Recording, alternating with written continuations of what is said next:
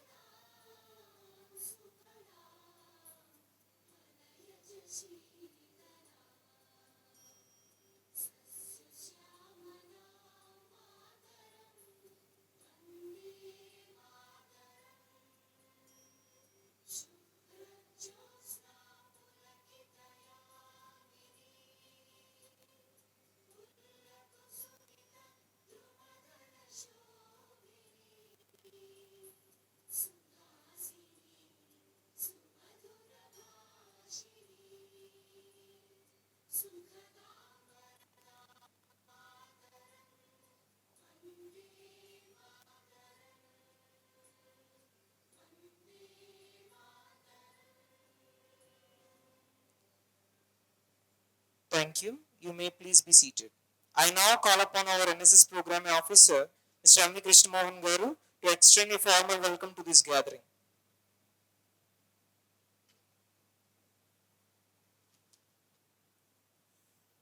Honorable Governor, Speaker of the House, Chairman, Legislative Council, respected Principal, colleagues, and the brilliant young minds gathered here today. It is my privilege to welcome you all to this unique initiative, the Youth Assembly 2025. Today, we transform this hall into a chamber of dialogue, not just a classroom. Our theme, encouraging youth to lead and inspire, is a call to action. The NSS believes that leadership is not a position, but a process of social change. The mock assembly is a platform to practice that leadership, to articulate, debate, and envision a better future. I extend my deepest gratitude to the Governor for gracing us with their presence. My thanks to the management and our principal, vice principal, and HOD, SNH department for their unwavering support. To the students and volunteers who have worked tirelessly, thank you. The future is in capable hands. I wish you all a very insightful and inspiring session. Thank you very much. Thank you, sir, for those motivating words. The highlight of our inaugural ceremony is the address that will set the tone for our deliberations. It is my singular honor and privilege to now invite the Excellence Governor of Swarnandhra Pradesh to deliver the inaugural address and address this session opening. The house is all yours, Your Honor.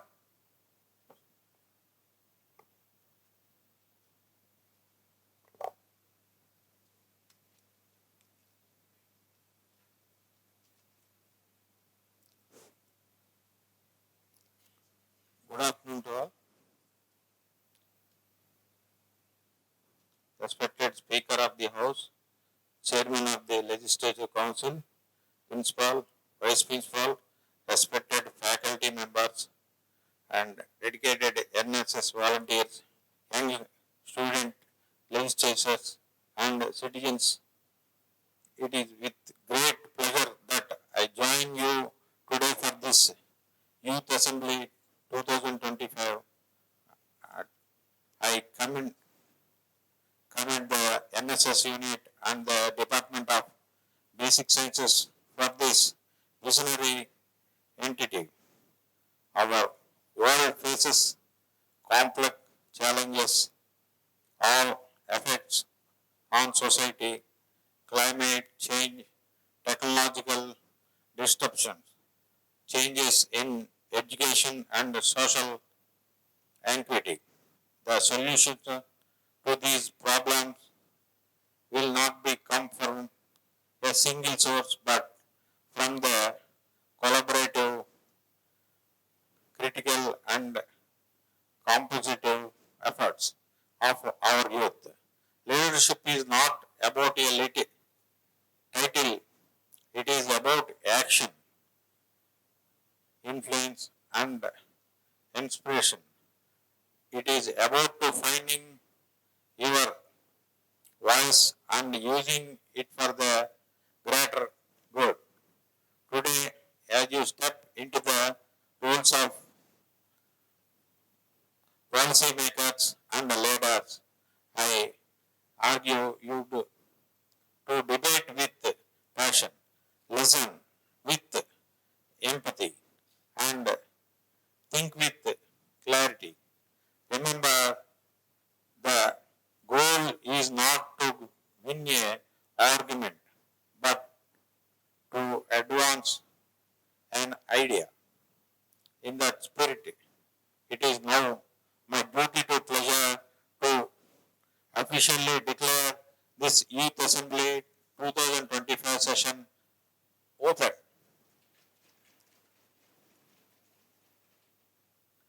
I wish you fruitful and enlightening deliberations. Jai Hind. Thank you.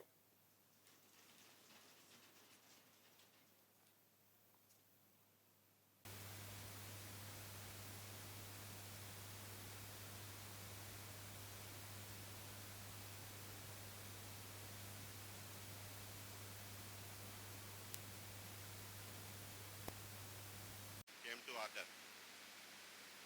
The ceremonial session is concluded. We now begin the deliberative session of this Youth Assembly. The motion that the placed before the House for discussion today is the House believe that the term welfare is sufficiently defined by access to education and health care. I now invite a member to speak in favor of the motion. I recognize the member from ruling party. Please.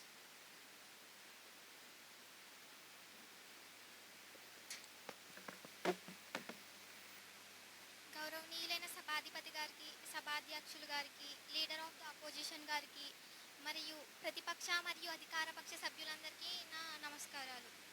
స్వర్ణశక్తి party తరపున మరియు అంకిత భావం కలిగిన మా party సభ్యులందరి తరపున ఈరోజు నేను స్వర్ణశక్తి party Swarnandhra Pradesh అభివృద్ధికి ఏ విధంగా తోడ్పడింది, ఏ పథకాలను ప్రవేశపెట్టింది మరియు ఆ పథకాలు ప్రజలకు ఏ విధంగా ఉపయోగపడ్డాయి, వారికి ఏ విధంగా లబ్ధిని చేకూర్చాయి అనే అంశాలపై నేను చర్చిద్దామని అనుకుంటున్నాను. మా పార్టీ అధికారంలోకి రాగానే ముందుగా మేము దృష్టి పెట్టింది విద్యా సంస్థపై. ఎందుకంటే వ్యక్తిగత వృద్ధికి మరియు రాష్ట్ర అభివృద్ధికి విద్య అనేది చాలా ఇంపార్టెంట్. మా ఎడ్యుకేషన్ మినిస్టర్ గారు గోల్డెన్ ఎడ్యుకేషన్ మిషన్ అనే స్కీమ్ని ప్రవేశపెట్టారు. దీని యొక్క ముఖ్య ఉద్దేశం ఏంటంటే ప్రతి పేద విద్యార్థికి ఉచితమైన విద్య దొరకాలి అని. అదేవిధంగా గవర్నమెంట్ పాఠశాలలు మరియు కళాశాలల ద్వారా మేము పేద విద్యార్థులకు ఉచిత మరియు నాణ్యమైన విద్యను అందిస్తున్నాం. అదేవిధంగా వారికి పోషణ పథకం కింద మధ్యాహ్న భోజనం కూడా మేమే అందిస్తున్నాం. అదేవిధంగా విద్య ఎంత ముఖ్యమో స్కిల్స్ కూడా అంతే ముఖ్యం. రాష్ట్రం అభివృద్ధి చెందాలంటే విద్యావంతులే కాదు, ప్రతిభావంతులు కూడా కావాలి. అందుకనే చిన్నప్పటి నుంచే విద్యతో పాటు స్కిల్స్ను కూడా నేర్పించాలి అని మేము ఒక కమిటీని వేసి స్కిల్స్ను కూడా స్టూడెంట్స్కి నేర్పించడం జరుగుతుంది. మా కమిటీ సభ్యులు ఎంతో కృషి చేసి రీసెర్చ్ చేసి ఎన్నో స్కిల్స్ గురించి తెలుసుకున్నారు. వాటిలో ఇంపార్టెంట్ అనుకున్న స్కిల్స్ని సిలబస్ ద్వారా ఈ బుక్లో పెట్టడం జరిగింది. ఇది విద్యార్థులకు ఎంతో ఉపయోగపడుతుంది అని మేము అనుకుంటున్నాం.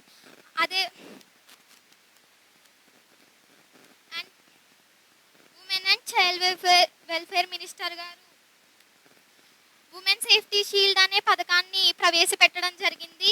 దీని యొక్క ముఖ్య ఉద్దేశం ఏంటంటే ఎంతోమంది ఆడపిల్లలు చాలా ఇబ్బందులు పడుతున్నారు. మా యొక్క ముఖ్య ఉద్దేశం ఏంటంటే ప్రతి ఆడపిల్లకు రక్షణ కలిగించాలి.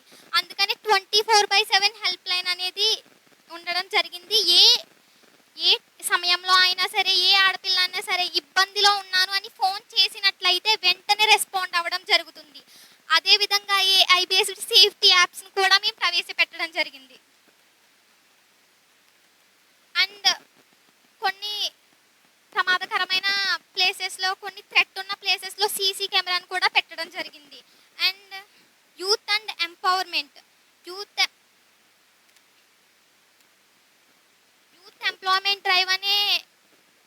ఎంప్లాయ్మెంట్ డ్రైవ్ ద్వారా మేము సర్వే చేశాము. ఆ సర్వేలో నిరుద్యోగులు ఎంతమంది టాలెంట్ ఉన్న వాళ్ళు నిరుద్యోగంతో ఉన్నారు అనే దాన్ని మేము తెలుసుకుని 5,800 మంది నిరుద్యోగులకు ఉద్యోగం ఇవ్వడం జరిగింది. అండ్ మా ఎన్విరాన్మెంట్ మినిస్టర్ గారు గ్రీన్ స్వర్ణ అనే స్కీమ్ ద్వారా 10 లక్షల చెట్లను నాటడం జరిగింది. ఎందుకంటే మనకి రిసోర్సెస్ అన్ని నేచర్ దగ్గర నుంచే వస్తున్నాయి. నేచర్ని మనం కాపాడుకోవాలి కాబట్టి నేచర్ని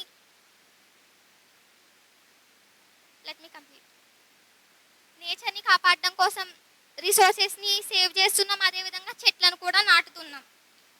అండ్ హెల్త్ మినిస్టర్ ఆరోగ్య జ్యోతి, హెల్త్ మినిస్టర్ గారు 5 months బ్యాక్ ఆరోగ్య జ్యోతి అనే స్కీమ్ని ప్రవేశపెట్టడం జరిగింది.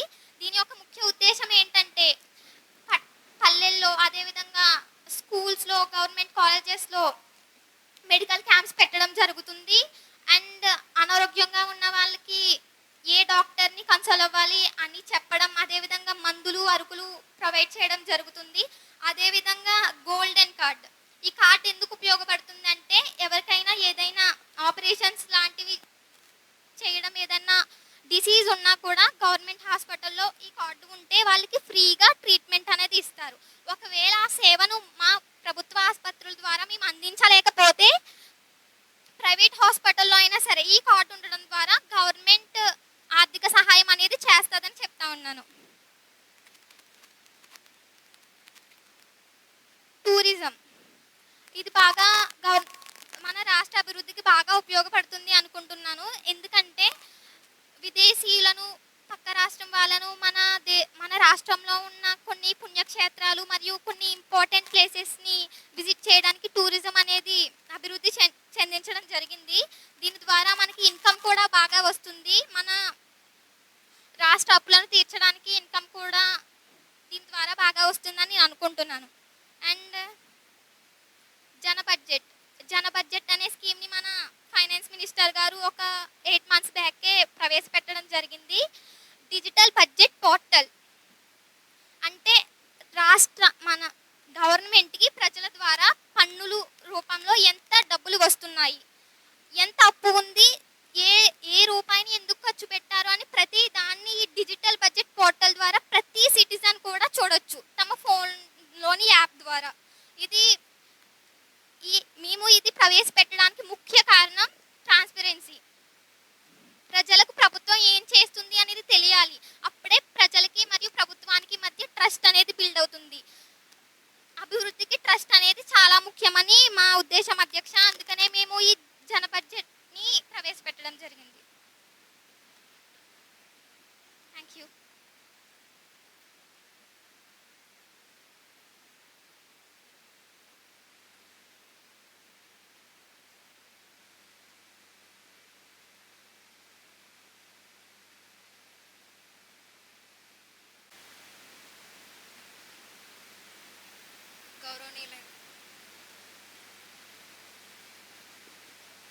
గౌరవనీయులైన గవర్నర్ గారికి, గౌరవనీయులైన స్పీకర్ ఆఫ్ ద హౌస్ గారికి, గౌరవనీయులైన లీడర్ ఆఫ్ ద హౌస్ గారికి, ఇంకా మా ప్రతిపక్ష నాయకులందరికీ నా నమస్కారములు.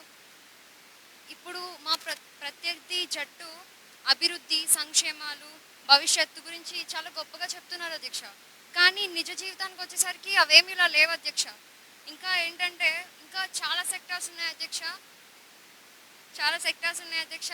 విద్య, వైద్యం, వెల్త్, ఇవన్నీ కూడా ఫ్రీగా అందిస్తున్నాము అన్న ముసుగులో ఉన్నారు అధ్యక్ష. ఇక్కడికి వచ్చేసరికి విద్య వచ్చేసరికి వీళ్ళు విద్య అనేది ప్రతి ఒక్కరికి హక్కు అని చెప్తున్నారు, కానీ విద్య ఈ గవర్నమెంట్లో పిల్లలు మానేయడం చాలా ఎక్కువగా జరుగుతుంది అధ్యక్ష. సో ఒక పేద పిల్లాడు చదువుకోవాలంటే వాళ్ళు అప్పులు ఎందుకు చేయాలి అధ్యక్ష? అసలు విద్య అనేది ఫ్రీగా వచ్చినప్పుడు అప్పులు ఎందుకు చేయాల్సి వస్తుంది అధ్యక్ష? ప్రతి ఒక్కరు కూడా ప్రైవేట్ స్కూల్స్నే తీసుకుంటున్నారు, కానీ ఈవెన్ పేదవాళ్ళు కూడా గవర్నమెంట్ స్కూల్స్లో తీసుకోవట్లేదు అధ్యక్ష. అందులో ఉన్న స్టాండర్డ్ ఏంటి, ఇందులో ఉన్న స్టాండర్డ్ ఏంటి? అందులో స్టాండర్డ్ పెట్టాలి అని నేను సభాపూర్వకంగా లీడర్ ఆఫ్ ద హౌస్ని అడుగుతున్నాను. అండ్ అసలు ఈ ప్రభుత్వం వైద్యాలు అసలు రక్షిస్తుందా, విద్యా విధానాలు రక్షిస్తుందా, లేకపోతే నాశనం చేస్తుందా నాకు అర్థం కావట్లేదు అధ్యక్ష. ఇంకా హెల్త్ విషయానికి వస్తే ప్రజల ఆరోగ్య పథకం అని చెప్పి చాలా పథకాలు అనేవి రిలీజ్ చేస్తున్నారు అధ్యక్ష. కానీ ఇప్పుడు చూసుకుంటే ఒక పేదవాడికి ఒక అనారోగ్యం వచ్చినట్టయితే ఎవరు కూడా ఈ గవర్నమెంట్ హాస్పిటల్స్కి వెళ్ళట్లేదు అధ్యక్ష. ఒకవేళ వెళ్ళినా అక్కడ డాక్టర్స్ ఉండట్లేదు అధ్యక్ష. పర్ఫెక్ట్ ఎక్విప్మెంట్ లేని హాస్పిటల్స్ ఉన్నా లేకపోయినా వేస్ట్ అధ్యక్ష. సో ఈ ఆంధ్రప్రదేశ్లో 5 కోట్ల జనాభా ఉంటే హాస్పిటల్స్ అనేవి 300కు మాత్రమే పడిపోయాయి అధ్యక్ష. మా గవర్నమెంట్లో నేను గర్వంగా చెప్పుకోగలను అధ్యక్ష, 600కు పైగా హాస్పిటల్స్ ఉన్నాయి అధ్యక్ష. అండ్ ఇప్పుడు ఎక్విప్మెంట్ వచ్చేసరికి అసలు లేదు అధ్యక్ష. సో ఆ ఎక్విప్మెంట్ అన్నీ కూడా మీరు లీడర్ ఆఫ్ ద హౌస్ గారు కొంచెం చేయాలని చెప్పి సభాపూర్వకంగా అడగడం జరుగుతుంది మిమ్మల్ని. అండ్ వెల్త్కి వచ్చేసరికి చదువు పూర్తయ్యాక ఉద్యోగం రాని అన్ఎంప్లాయ్మెంట్ విద్యార్థులు ఏమైపోతున్నారు అధ్యక్ష? ఇంకా వాళ్ళని పట్టించుకోవసరం లేదా అధ్యక్ష? విద్యలో ఉన్నప్పుడు ఎన్నో పథకాలు పెట్టినప్పుడు మీరు ఇలాంటి వాటిని ఎందుకు పట్టించుకోవట్లేదు? విద్యార్థులు కంప్లీట్ చేసుకుంటే చదువుని వాళ్ళకి పథకాలు ఎందుకు పెట్టట్లేదు మీరు? ఇంకా చెప్పాలంటే నిజంగా ఒక పథకం పెట్టినప్పుడు విద్యార్థికి ఎంతవరకు అందుతుంది అధ్యక్ష? మధ్యలో కరప్షన్ అనేది జరుగుతుందా లేదా, దానికి పథకాలు ఏంటి ఏమీ తెలియకుండా ఈ ప్రభుత్వం వహిస్తుంది అధ్యక్ష. అండ్ ఇంకోటి ఏంటంటే respected leader of the house గారు అనవసరమైన తాత్కాలిక పథకాలు జనాల్ని పై సంతోషపెట్టే పథకాలు రిలీజ్ చేస్తున్నారు, కానీ అసలు స్టూడెంట్కి ఏం కావాలి, విద్య, వైద్యం, సదుపాయాలు, వెల్త్ ఇవన్నీ కూడా ఫ్రీగా ఇవ్వాలని చెప్పి అడుగుతున్నాను అధ్యక్ష. అడుగుతుంటే వాళ్ళు ఫ్రీగానే ఇస్తున్నారు అధ్యక్ష. కాకపోతే విద్యలో వచ్చేసరికి మాస్టర్లు ఉండట్లేదు అధ్యక్ష, వైద్యంలో వచ్చేసరికి సరైన డాక్టర్స్ ఉండట్లేదు, అండ్ వెల్ఫేర్లో వచ్చేసరికి ఐటీ ఇన్ఫ్రాస్ట్రక్చర్స్ ఏం రావట్లేదు అధ్యక్ష. ఇంకా అవన్నీ అనవసరం అధ్యక్ష. అండ్ ఇంకోటి ఏంటంటే లీడర్ ఆఫ్ ది హౌస్ గారు సంక్షేమం అనే ముసుగులో ఒక రాజకీయం నడిపిస్తున్నారు అధ్యక్ష. అండ్ మహిళల భద్రత అనేది చెప్పారు అధ్యక్ష. సో కానీ మహిళల భద్రత చాలా సెక్షన్స్ అనేవి పెడుతున్నారు అధ్యక్ష. ఇప్పుడు మన లీడర్ ఆఫ్ ద హౌస్ గారు ఒకటి చెప్పారు అధ్యక్ష, ఒక అమ్మాయి ఒక ప్రాబ్లంలో ఉంటే ఫోన్ చేయగానే వస్తుందని. అక్కడ తన ఎదురుపక్షంలో ఉన్నవాడు ఫోన్ చేయడానికి టైం ఇవ్వడు కదా అధ్యక్ష. సో అలా కాకుండా ఒక సెల్ఫ్ డిఫెన్స్ అనేది ప్రొవైడ్ చేయాలి ఒక అమ్మాయికి అని చెప్పి సభాపూర్వకంగా లీడర్ ఆఫ్ ద హౌస్ గారికి తెలియజేయడం జరుగుతుంది అధ్యక్ష. అండ్ కరప్షన్ అధ్యక్ష, నేను గౌరవంగా చెప్పుకునేది ఏంటంటే అధ్యక్ష, మా ప్రభుత్వంలో 80% నిజాయితీగా పనిచేసే వాళ్ళే ఉన్నారు అధ్యక్ష. ఇక్కడ టోటల్గా కరప్షన్ జరుగుతుంది అధ్యక్ష. పథకాలు అమలు చేస్తున్నామన్న ముసుగులోనే ఉన్నారు తప్ప మన లీడర్ ఆఫ్ ద హౌస్ గారు ఎలాంటి పనులు కూడా మన పీపుల్కి అందట్లేదు అధ్యక్ష. ఇంకా చెప్పాలంటే మానవ భద్రత అధ్యక్ష, మీరు పెడుతున్న ఈ పథకాలవన్నీ కూడా విద్యార్థుల్ని అన్ఎంప్లాయ్మెంట్కి, సైబర్ క్రైమ్స్కి, డ్రగ్స్ అడిక్షన్కి ఎంతవరకు ఆపుతుంది మీరు పెట్టే ఆ పథకాలు అవన్నీ? సో మీరు పెట్టే పథకాలన్నీ కూడా కాగితంలోనే పెట్టకుండా అవి ఆచరణలో పెట్టాలని చెప్పి సభాపూర్వకంగా అడగడం జరుగుతుంది అధ్యక్ష. సో మీ గవర్నమెంట్లో ఎన్ని ఐటీ సెక్షన్స్ మరియు ఎంఎన్సీస్ తీసుకొచ్చారు? అండ్ మా సెక్షన్లో అయితే అధ్యక్ష మేము మా రాజధానిలోనే ఐటీ సెక్షన్స్ అనేవి తీసుకొచ్చాము అధ్యక్ష. దానివల్ల జాబ్ పర్సంటేజ్ మా దాంట్లో 90%కి పెరిగింది అధ్యక్ష. ఇప్పుడు జాబ్ పర్సంటేజ్ 40% తగ్గిపోయింది అధ్యక్ష. అండ్ ఇంకోటి ఏంటంటే వాటర్ రీసోర్స్ పొల్యూషన్ అధ్యక్ష, నీటి వనరులు రక్షిస్తున్నామన్న ముసుగులో ఉన్నారు అధ్యక్ష వాటర్ రీసోర్స్ మంత్రి గారు. ఇంకా చెప్పాలంటే నీటి వనరులు రక్షించే ప్రణాళిక ఏమైనా పెట్టారా మీరు పథకాల్లో? మీరు మీరు ఒక విలేజ్కి ఫ్లడ్ అవి రాకుండా మీరు ఏం ప్రికాషన్స్ తీసుకున్నారు? చాలా విలేజ్లో డ్యామ్స్ కట్టలేక వాళ్ళు వరదలతో చాలా బాధపడుతున్నారు అధ్యక్ష. మా దాంట్లో మేము మ్యాక్సిమం కట్టించాం అధ్యక్ష డ్యామ్స్. సో మీరు దాని మీద ఒకసారి చర్చలు చేయాలని చెప్పి మేము సభాపూర్వకంగా అడగడం జరుగుతుంది. అండ్ టూరిజం అధ్యక్ష, సో నా పాయింట్ ఏంటంటే అధ్యక్ష, మేము ఐటీ సెక్టార్స్ అవన్నీ కూడా రాజధానిలో పెట్టడం జరిగింది అధ్యక్ష. మా సంకల్ప్ నగర్లోనే టూరిజం పెట్టి దాన్ని డెవలప్ చేయడం వల్ల సో ఐటీ సెక్టార్స్ టూరిజం వాళ్ళస్ అందరూ కూడా రావడం వల్ల జాబ్స్ అనేవి పెరిగినాయి కానీ తగ్గలేదు అధ్యక్ష. కానీ ఇక్కడ డెవలప్మెంట్ లేదు, ఏమీ లేదు. కానీ పథకాలు పెడుతున్నాం అంటున్నారు కానీ అవి ప్రజలకు అందాలి కదా అధ్యక్ష. అండ్ తర్వాత ఇంకొక ముఖ్యమైన పాయింట్ ఏంటంటే అధ్యక్ష, దేవాదాయ శాఖల నుంచి చాలా మొత్తంగా గవర్నమెంట్కి నగదు అనేది వస్తుంది అధ్యక్ష. అవన్నీ కూడా అక్రమానికే యూజ్ చేస్తున్నారు తప్ప ఎక్కడా కూడా ప్రజలకు యూజ్ చేయట్లేదని చెప్పి నేను సభాపూర్వకంగా అడుగుతున్నాను అధ్యక్ష. ఇంకా ఎన్విరాన్మెంట్కి వచ్చేసరికి ప్రకృతి వైపరీత్యాలు అధ్యక్ష, ఇందాక నేను మీకు చెప్పాను అధ్యక్ష. సో ప్రతి ఒక్క విలేజ్కి కూడా అధ్యక్ష వరద రాకముందే మనం కొన్ని ప్రికాషన్స్ తీసుకోవాలి అధ్యక్ష. దానికి కొంచెం మన మంత్రులు ఎన్విరాన్మెంట్ మంత్రిని కొంచెం అడగడం జరుగుతుంది అధ్యక్ష. ఇంకా ప్రజల కోసం, విద్యార్థుల కోసం, మహిళల కోసం, రైతుల కోసం ప్రజల తరపున అడిగిన ప్రశ్నలు ఇవి. సో ఇవన్నీ కూడా మీరు సరైన సమాధానాలు ఇస్తారని అనుకుంటున్నాను నేను. ఇంతవరకు నా మాటలు శ్రద్ధగా విన్నందుకు సభాపతి గారికి, సభలో సభ్యులందరికీ నా హృదయపూర్వక ధన్యవాదాలు అధ్యక్ష.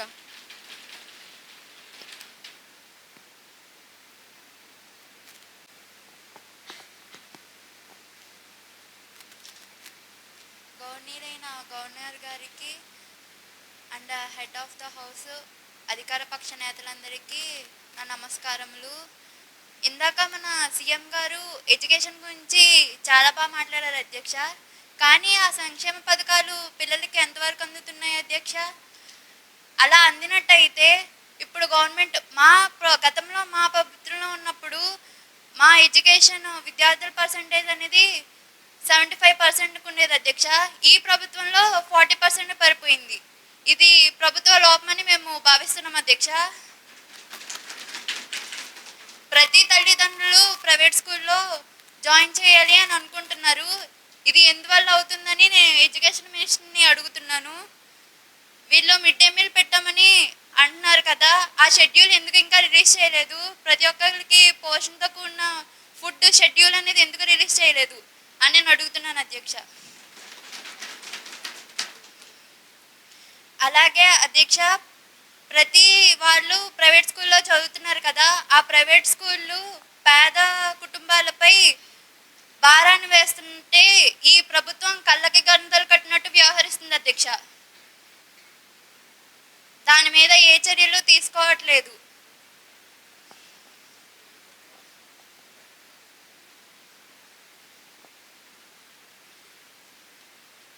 ఈ గతంలో మా ప్రభుత్వం రిజర్వేషన్ గురించి మాట్లాడింది అధ్యక్ష. కానీ ఈ ప్రభుత్వం రిజర్వేషన్ గురించి మాట్లాడలేదు. ఎందుకంటే వాళ్ళ ఓటింగ్ పోతుందని భయపడుతున్నారు.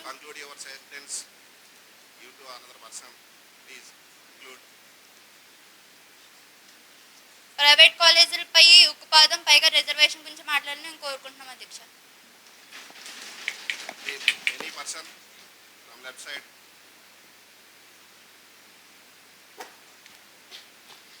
గౌరవనీయులైన గవర్నర్ గారికి నా నమస్కారాలు.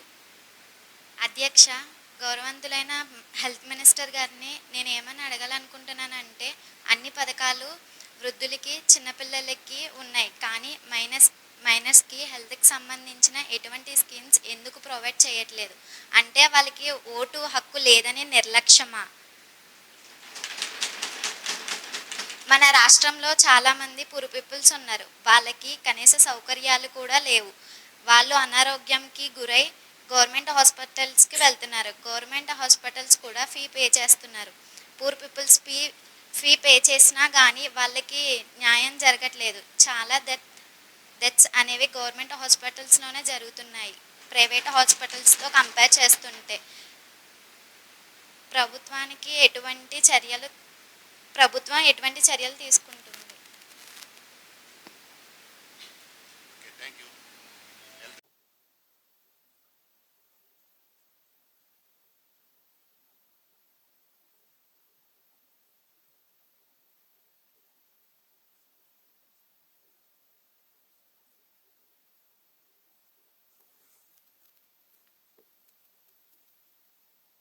అధ్యక్ష, ఈరోజు అధికార పక్ష నేతలంతా కూడా మా అధినేత నాయకురాలు లిని జగదీశ్వరి గారు అడిగిన ప్రశ్నలకు కాకుండా వాళ్ళ సీఎం గారు ఏదో చెప్పారో రుబ్బుని పిండే మళ్ళీ రుబ్బుతూ మాట్లాడుతూ ఉన్నారు అధ్యక్ష.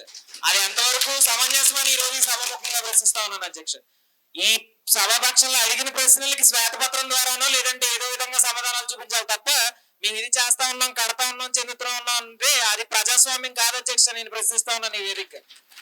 అధ్యక్ష, మా నాయకురాలు ఈ రోజు సభాముఖంగా మహిళల మీద జరుగుతున్న దాడుల మీద ప్రశ్నించింది అధ్యక్ష.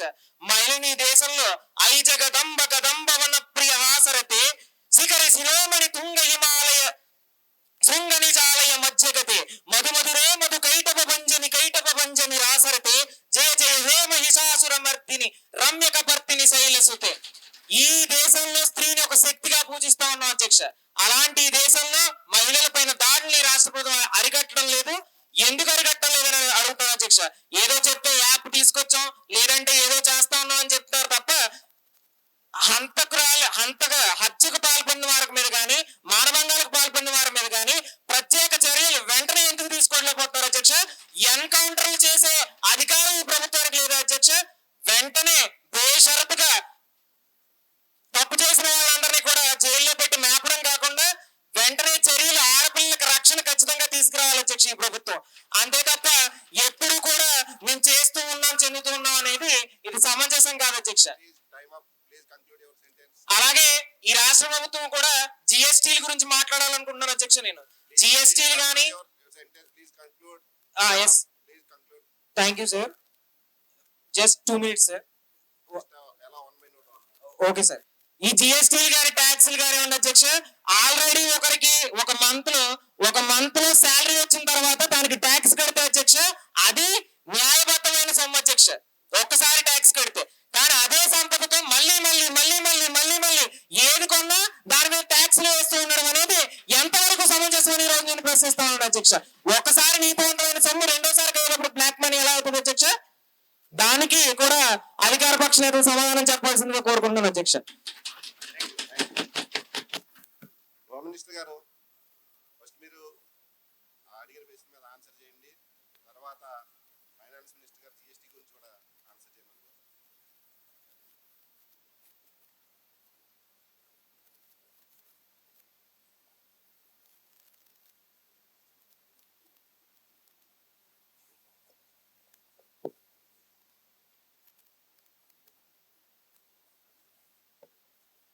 ధన్యవాదాలు అధ్యక్ష. ప్రతిపక్ష పార్టీ నాయకురాలు అలాగే మా ప్రతిపక్ష సభ్యుడు చాలా బాగా మాట్లాడారు. నేను ఈ సభలో ఒకటే చెప్పదలుచుకున్నాను అధ్యక్ష. నేను హోమ్ మినిస్టర్ గా బాధ్యతలు స్వీకరించిన క్షణం నుంచి ఈ రోజు వరకు మహిళల భద్రత, చట్ట వ్యవస్థ, ప్రజల నమ్మకం, రాష్ట్ర భద్రతా విషయంలో రాజీ పడే ప్రసక్తి లేదు అధ్యక్ష. ప్రతిపక్షాలు విమర్శలు చేయడం సులభమే, కానీ పరిష్కారాలు చూపడే సవాలు. ఆ సవాలుని మా ప్రభుత్వం స్వీకరించి ఆ సవాలుని మా భుజస్కంధాలపై మోస్తున్నాం అధ్యక్ష. మా నాయకురాలు, ప్రతిపక్ష నాయకురాలు ఇందాక అన్నారు ఏవో యాప్లు కనిపెట్టాం, దానితో ఆ అమ్మాయి ఎలా అవుతుంది, ఎలా చేస్తుంది అని. అది నిజమే అధ్యక్ష, కానీ అది వారి ప్రభుత్వంలో, మా ప్రభుత్వంలో కాదు. మేము ఏదో యాప్ల మీదో వెబ్సైట్ల మీదో లేదా వాళ్ళు ఇచ్చే కంప్లైంట్ల మీదో కాదు అధ్యక్ష. పట్టపగల నుంచి నడిరాత్రి వరకు ఎప్పటికప్పుడు అర్బన్ ఏరియాస్ నుంచి రూరల్ ఏరియాస్ వరకు పల్లెల్లో కానీ ఎక్కడ కానీ పోలీసులు నిరంతరం పాట్రోలింగ్ జరుగుతూనే ఉంది అధ్యక్ష. ముఖ్యంగా సిటీలో ఉద్యోగం చేసే అమ్మాయిలు వాళ్ళ భద్రత కల్పించే బాధ్యత పూర్తిగా ఆ ప్రైవేట్ కంపెనీలో తీసుకునేలాగా మేము వారికి ఆర్డర్స్ ఇష్యూ చేయడం జరిగింది. దాంట్లో ఏ ప్రైవేట్ కంపెనీ అయినా సరే వారికి ఆ భద్రతను ఇవ్వకపోతే ఆడపిల్లలకు నైట్ షిఫ్ట్లు ఎలాగోట్ చేయడమే కాకుండా వాళ్ళ ప్రైవేట్ లైసెన్సులు కూడా క్యాన్సిల్ చేయడం జరుగుతుంది అధ్యక్ష. ఇక హెరాస్మెంట్లు తగ్గించడం కోసం ఏ అమ్మాయి ఏ యాప్ లేకపోతే ఈ పోలీస్ స్టేషన్కి వచ్చి కంప్లైంట్ ఇవ్వాల్సిన అవసరం లేదు అధ్యక్ష. ఎందుకంటే సీసీ కెమెరాల ద్వారా నిరంతరం 24/7 ఎప్పటికప్పుడు మానిటరింగ్ చేస్తూ ఈ ఆకతాయిలు పని పట్టడం కోసం ఎప్పటికప్పుడు షీ టీములతో పాటు ఎప్పటికప్పుడు పోలీసులు ఆకతాయిలు పని పడుతూనే ఉంటారు అధ్యక్ష. ఆడపిల్లలు ధైర్యంగా బయటకు వచ్చే వెసలుబాటుని ఒక్క మా ప్రభుత్వం మాత్రమే కల్పిస్తుంది. సైబర్ నేరాలు తీవ్రంగా పెరిగిపోతున్న ఈ యుగంలో ప్రత్యేక సైబర్ క్రైమ్ యూనిట్లు 1930 హెల్ప్ లైన్లు ఎప్పటికప్పుడు ప్రతి ఒక్కరికి అందుబాటులో ఉంటాయి. కేవలం మహిళల భద్రత కాదు, రాష్ట్ర భద్రత కూడా మా బాధ్యతే. ఇది నేను సభాముఖంగా తెలియజేసుకుంటున్నాను అధ్యక్ష.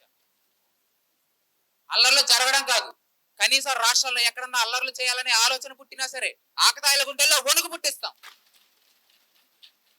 పబ్లిక్ ప్లేస్ లో గొడవలు సృష్టించాలనే ఆలోచనే కాదు, కనీసం గొడవలు సృష్టించడం కోసం చిన్న అగ్గిపల్ల గొడవలనే ఉన్నాం అధ్యక్ష.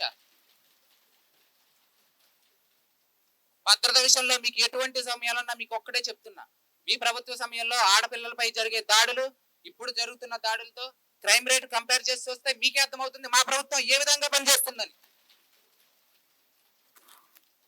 ప్రతిపక్ష పార్టీ లోపాలు చూపిస్తే మేము వాటికి పరిష్కారాలు చూపిస్తున్నాం, వాళ్ళు సందేహపడితే మేము భరోసా ఇస్తున్నాం, వాళ్ళు నిందలు వేస్తే మేము ఫలితాలు ఇస్తున్నాం. ఈ సభ ముందు నేను ధైర్యంగా చెప్తున్నాను అధ్యక్ష, మా ప్రభుత్వం మహిళల భద్రత కోసం, ప్రజల శ్రేయస్సు కోసం, సమాజ శ్రేయస్సు కోసం 24 గంటలు అంకిత భావంతో పనిచేస్తున్న ఏకైక ప్రభుత్వం మా ప్రభుత్వం.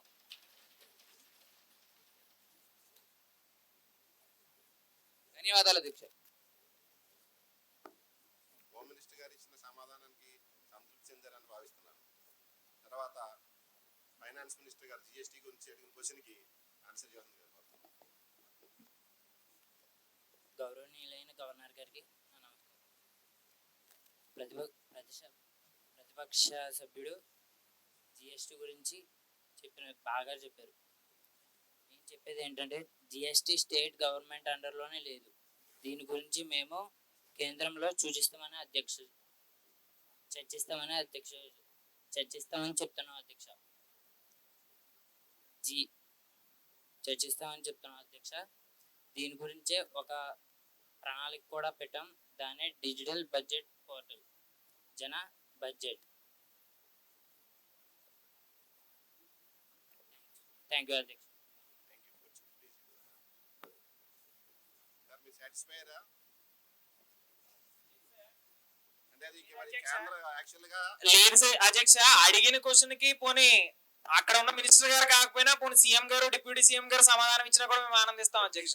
యాక్చువల్లీ చెప్పాలంటే మన ఫైనాన్స్ మినిస్టర్ గారు చెప్పినట్టుగా సెంట్రల్ గవర్నమెంట్ సంబంధించిన ఇష్యూ కాబట్టి అధ్యక్ష సెంట్రల్ స్టేట్ వేరే సెంట్రల్ ప్లీజ్ అది నెక్స్ట్ జిఎస్టీ కౌన్సిల్ లో మీ రిప్రజెంటేషన్ ని మీరు త్రూ ఫైనాన్స్ మినిస్టర్ గారి ద్వారా సెంట్రల్ గవర్నమెంట్ పంపించినందుకు మీకు సూచన చేస్తాం. ప్లీజ్. థ్యాంక్ యూ అధ్యక్ష. Any person from opposition, any question? అధ్యక్ష, గౌరవ ముఖ్యమంత్రి వారు చాలా బాగా మాట్లాడారు, హోంమంత్రి వారు చాలా బాగా మాట్లాడారు. ఈ రోజు నేను కేవలం న్యూస్ పేపర్ల ముఖ్య అంశాల గురించి కాదు, మన జనాభాలో సగభాగమైన మన రాష్ట్ర మహిళల మరియు బాలికల భద్రత విశ్వాసతను గురించి మాట్లాడుతున్నాను. మన రాష్ట్రం సురక్షితంగా ఉందా అని నేను ముఖ్యమంత్రి వారిని అడుగుతున్నాను. 2015లో ఆంధ్రప్రదేశ్ మహిళలకు జరిగిన నేరాలకు సంబంధించిన 16,000 కేసులు నమోదైన అధ్యక్ష.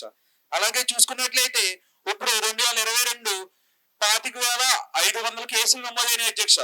ఇది మీరు వాస్తవానికి వస్తే అధ్యక్ష, మీరు భుజస్కంధాల మీద మోసన అని చెప్పేసి చెప్పారు కదా, అది అంతవరకు వాస్తవంలో బట్టే జరుగుతుందని నేను గౌరవ హోంమంత్రి వారిని అడుగుతున్నాను అధ్యక్ష.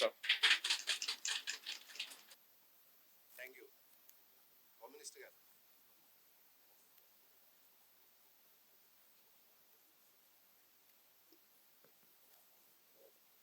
అధ్యక్ష, మహిళ భద్రతనే కాదు, రాష్ట్రంలో ప్రతి ఒక్కరి భద్రత విషయంలో మాదే బాధ్యత.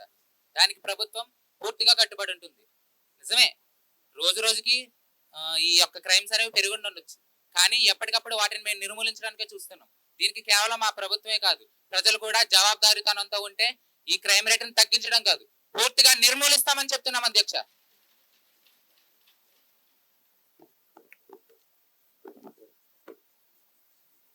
Any question from?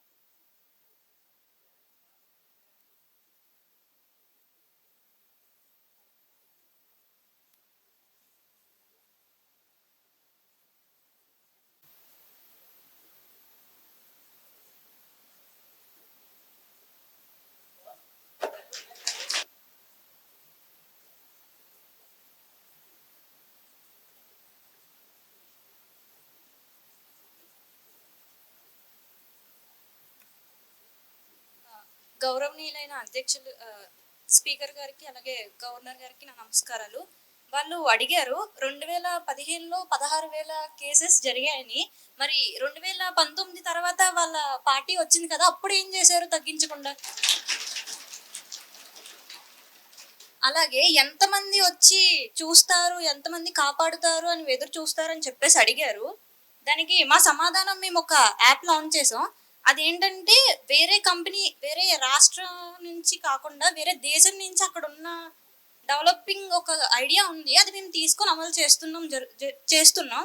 అదేంటంటే బిల్ బోర్డ్స్లో ఉమెన్ సేఫ్టీ ఏంటంటే ఇన్సెక్యూర్గా ఫీల్ అయినప్పుడు ఎమర్జెన్సీ కాల్ ఒకటి, అలాగే పోలీసులు వెంటనే వస్తారు. దాన్ని మేము ఇక్కడ అన్ని రాష్ట్రాల కన్నా మా రాష్ట్రంలో పెట్టాలని చెప్పి చూస్తున్నాం అధ్యక్ష. ఆ పథకం పేరు గాయత్రి భద్రత. Thank you.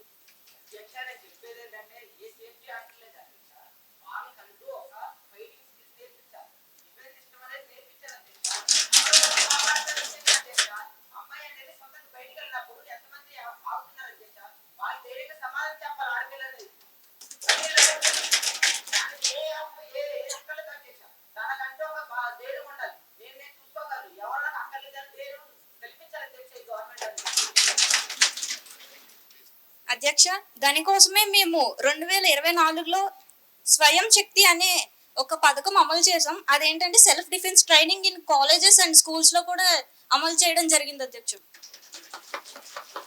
Thank you. Please any other question?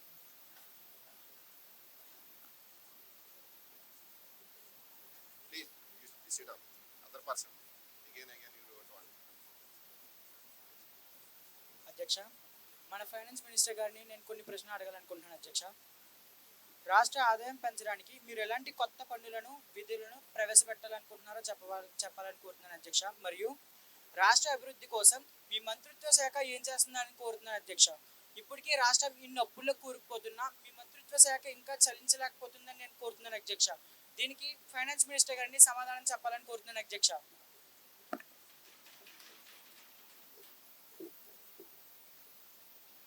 అధ్యక్ష, మేము ఈ 2024లోనే దీనికి ఒక పథకాన్ని పెట్టాం. దాని పేరే ఇందాకనే చెప్పాను, డిజిటల్ బడ్జెట్ పోర్టల్, జన బడ్జెట్. దాని ద్వారా చాలా మందికి ఈ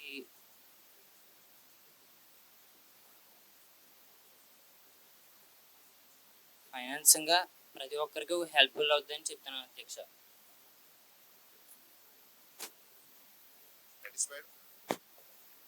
లేదక్ష, మేము అడిగింది రాష్ట్ర అప్పులను ఎలా తీర్స్తారన్నాం తప్ప ఆయన వేరే వేరే ప్రశ్నలకి సమాధానం చెప్తారేంటి అధ్యక్ష? మేము అడిగే ప్రశ్నకి సూటిగా సమాధానం చెప్పాలని కోరుతున్నాం అధ్యక్ష. ముఖ్యమంత్రి గారు మీరు చెప్పండి, ఫైనాన్స్ మినిస్టర్ గారు క్వశ్చన్ మీరు ఆన్సర్ చేయండి.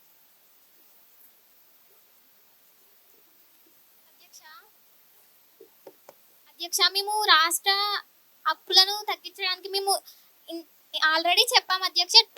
టూరిజం వల్ల మనకి ఇన్కమ్ అనేది వస్తుంది అధ్యక్ష.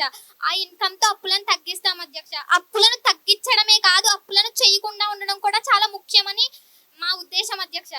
అప్పుల గురించి మాట్లాడుతున్నారు కదా అధ్యక్ష, గత ప్రభుత్వంలో వాళ్ళ అధికారంలో ఉన్నప్పుడు వాళ్ళు ఎక్కువ అప్పులు చేయడం వల్లే ఈ ప్రభుత్వం మీద ఎక్కువ ఆర్థిక భారం పడడం అనేది జరిగింది అధ్యక్ష.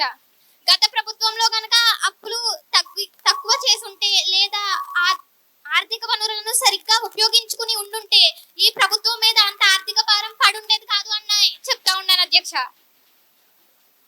అండ్ ఇందాక గౌరవనీయులైన అపోనెంట్ గారు చెప్పారు, గవర్నమెంట్ హాస్పిటల్ సంఖ్య మా ప్రభుత్వం ఉన్నప్పుడు 600, ఇప్పుడు 300 అని చెప్పారు కదా అధ్యక్ష. ఎందుకు హాస్పిటల్ సంఖ్య అనేది తగ్గింది అంటే అధ్యక్ష, మేము ఆరోగ్యకరమైన ఫుడ్ ని ఇస్తున్నాం. మిడ్ డే మీల్ ద్వారా ప్రతి విద్యార్థిని ఆరోగ్యవంతంగా చేస్తున్నాం అధ్యక్ష. మిడ్ డే మీల్ ద్వారా ఆరోగ్యకరమైన ఆహారాన్ని అందిస్తున్నాం, వాళ్ళు ఆరోగ్యంగా ఉంటారు. అదే విధంగా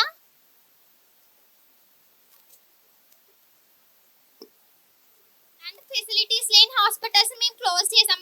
ఇంకొక విషయం, ఫెసిలిటీస్ లేని హాస్పిటల్ ని క్లోజ్ చేసాం. ఇంకా అన్ని ఫెసిలిటీస్ తోటి హాస్పిటల్స్ ని మేము నిర్మించడం జరుగుతుంది. ఇంకా ఆరోగ్య రేట్ అనేది పెరిగింది, అనారోగ్యాలు తగ్గాయి కాబట్టి హాస్పిటల్ సంఖ్య తగ్గింది.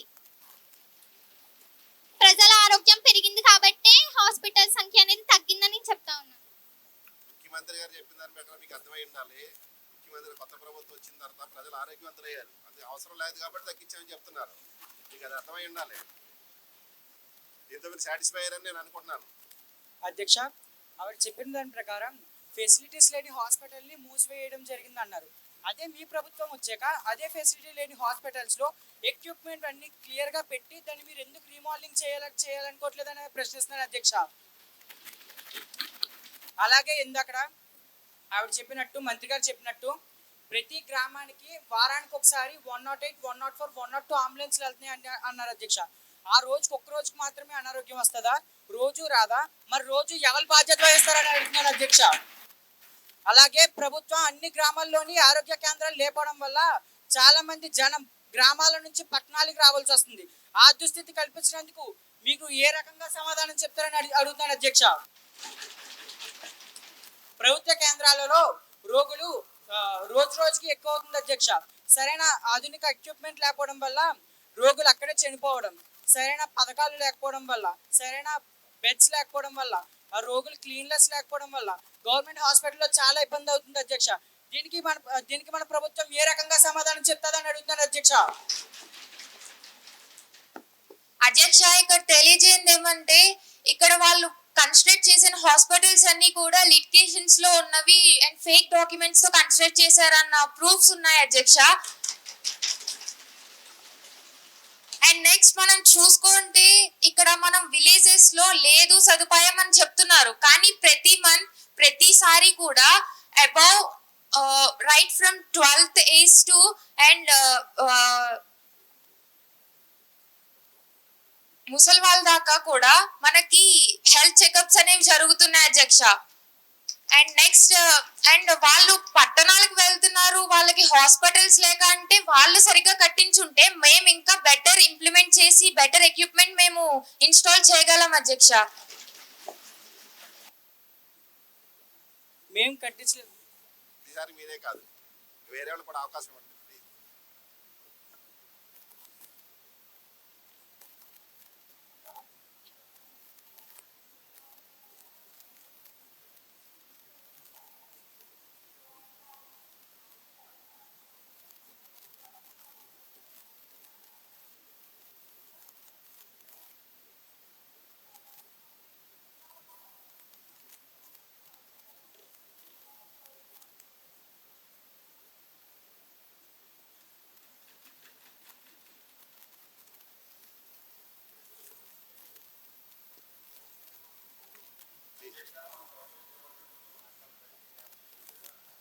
నిమిషాలు టైం మీకు.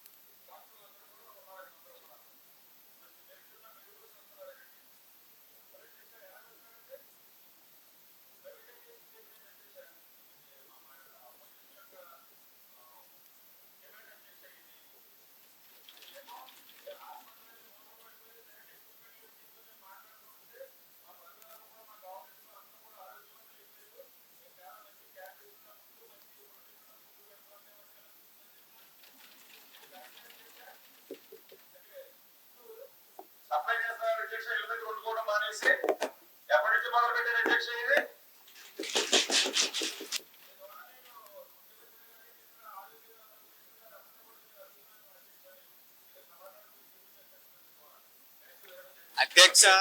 అధ్యక్ష అలాగే అధికార పార్టీ గారు డబ్బా కట్టుకోవడం తప్ప ఇంకేం లేదు. మా అపోజిషన్ పార్టీ మీద నిందలేయడం తప్ప వాళ్ళు చేసి ఇంకేం మాట్లాడట్లేదు ఎక్స్ట్రాగా. మా పార్టీ ఉన్నప్పుడు మేము గిరిజన ప్రాంతాలలో చాలా స్కీమ్స్ తీసుకొచ్చాం, వాళ్ళకి హెల్త్ పరంగా చాలా ఇంట్రడ్యూస్ చేసాం. కానీ వీళ్ళు పార్టీ వచ్చిన తర్వాత ఒక్క స్కీమ్ కూడా ఇలా మేము పెట్టాం గిరిజన ప్రాంత ప్రజలకని అని చెప్పి ఏం స్కీమ్ తీసుకురాలేదు.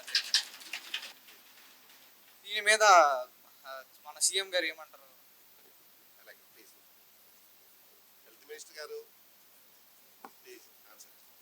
ఇందాక తెలియజేసింది ఏంటంటే వాళ్ళే చెప్తున్నారు కదా అధ్యక్ష, ప్రజలకి అపనమ్మకం వస్తుందని. అపనమ్మకం వచ్చింది వాళ్ళ వల్ల అధ్యక్ష. ఒక్కసారి అపనమ్మకం వచ్చిన తర్వాత దాని నమ్మకం కింద మార్చాలంటే చాలా టైం పడుతుంది అధ్యక్ష, మనకు తెలిసింది.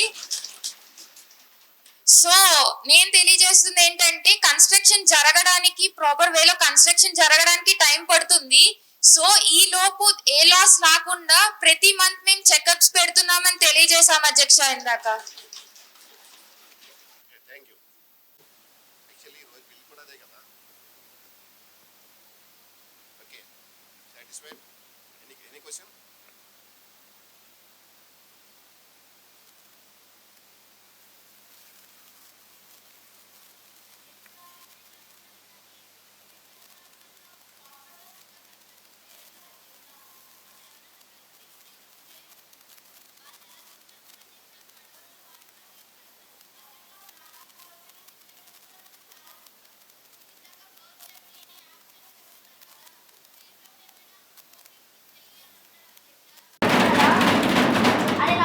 పార్టీని అడుగుతున్నాను అధ్యక్ష.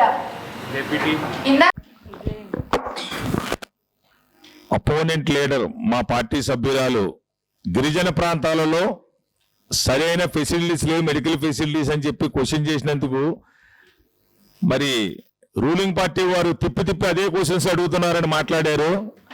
దాని మీద మేము కరెక్ట్గా స్పందిస్తున్నాము. అసలు గిరిజన ప్రాంతాల్లో హాస్పిటల్ కట్టడానికి కన్స్ట్రక్షన్ లేట్ అవుతుందని చెప్తున్నారు. సార్ అధ్యక్ష, మీరు రిక్వెస్ట్ చేస్తున్నాం మిమ్మల్ని, మొబైల్ హాస్పిటల్స్ అరేంజ్ చేయండి అధ్యక్ష. మొబైల్ హాస్పిటల్ అరేంజ్ చేయండి అధ్యక్ష. ఒక 10 కిలోమీటర్స్ రేడియస్ లో ఒక మొబైల్ ఇవ్వండి అధ్యక్ష. ఓన్లీ గిరిజన ప్రాంతాలకి ఏ ఏరియాలో ఉన్నా సరే దానికి కమ్యూనికేషన్ సిస్టమ్ ఇవ్వండి అధ్యక్ష. ఇమీడియట్ గా మేము ఆ యొక్క దెబ్బతగిన వ్యక్తి కానీ గర్భిణీ స్త్రీ కానీ ఏదైనా ఫెయిల్యూర్ కేసెస్ ఉంటే కనుక సేవ్ చేయడానికి ఉపయోగపడతాయి అధ్యక్ష. ఫస్ట్ సమాధానం చెప్పడం కంటే ముందు ప్రజల యొక్క ప్రాణాలు కాపాడటానికి ప్రయత్నం చేయమని రూలింగ్ వారికి తెలియజేయండి అధ్యక్ష. గిరిజన శాఖ మంత్రి గారు, గిరిజన సంక్షేమ శాఖ మంత్రి గారు ఆన్సర్ చేయండి క్వశ్చన్ కి. గిరిజన ప్రాంతాల్లో మీరు అధ్యక్ష, మీరు అందించి అన్నారు కదా గిరిజన ప్రాంతాల్లో ఏం అభివృద్ధి జరిగిందని.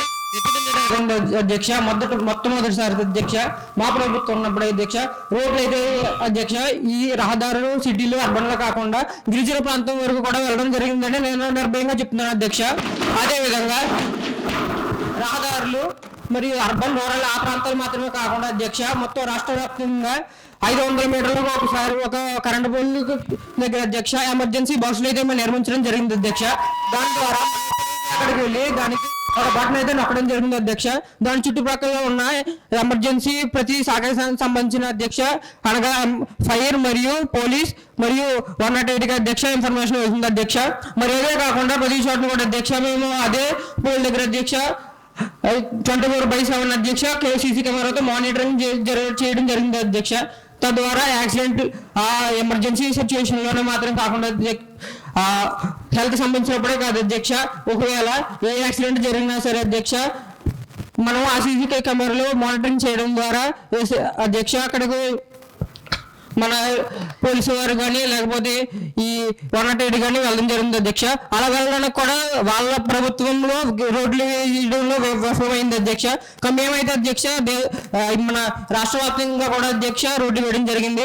మరి అదే విధంగా ఇంతకు ముందు అన్నారు అభివృద్ధి చెందడంలో మరి అప్పులు తీర్చడంలో మీరు విఫలమైనట్టు మాట్లాడారు అధ్యక్ష.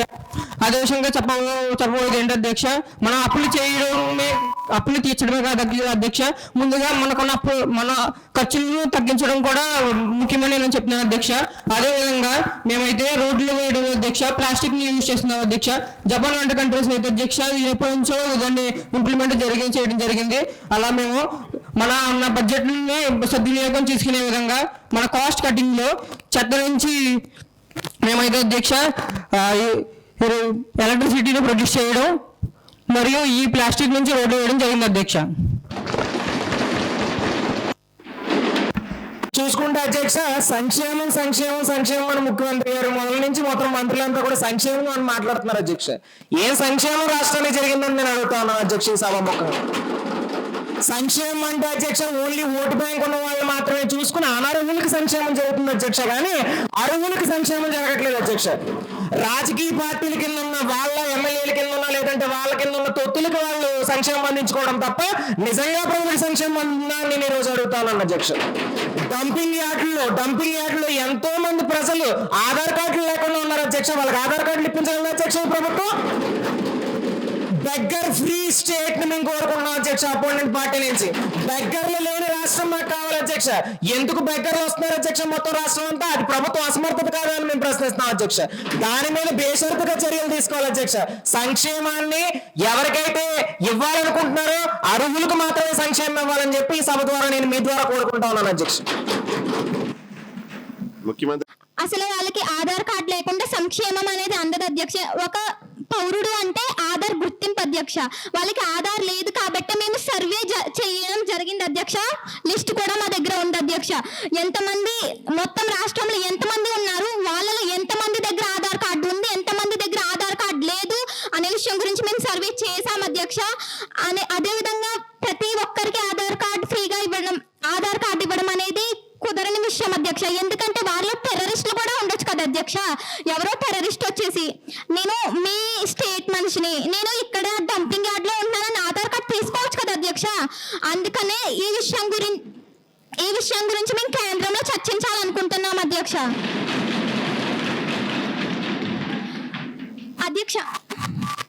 ఆధార్ కార్డు అనేది ఓన్లీ రాష్ట్ర ప్రభుత్వానికి మాత్రమే సంబంధించింది కాదు అని తెలియజేస్తున్నాను అధ్యక్ష మా ప్రతిపక్షానికి. అధ్యక్ష ఈ రోజు ముఖ్యమంత్రి గారు నేను సూటిగా ప్రశ్నిస్తున్నాను. నా రాష్ట్ర ప్రజలను మీరు అంతా కూడా టెర్రరిస్టులుగా ముద్రిస్తున్నారు అధ్యక్ష. నా రాష్ట్ర ప్రజలంతా కూడా టెర్రరిస్టులుగా రాష్ట్ర ప్రజలందరినీ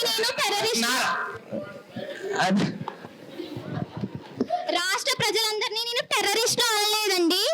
రాష్ట్ర ప్రజలందరూ టెర్రరిస్టులు అనట్లేదు. కానీ ఒకవేళ టెర్రరిస్టులు మన రాష్ట్రానికి వచ్చి నేను మీ రాష్ట్ర పౌరుణ్ణి, నా దగ్గర ఆధార్ కార్డు లేదు, నాకు ఆధార్ కావాలి అని అడిగితే అప్పుడు వాళ్ళకి ఆధార్ కార్డు ఇచ్చినట్లయితే మొత్తం రాష్ట్రమే ఒక పెద్ద ప్రాబ్లం లో పడే అవకాశం ఉంది.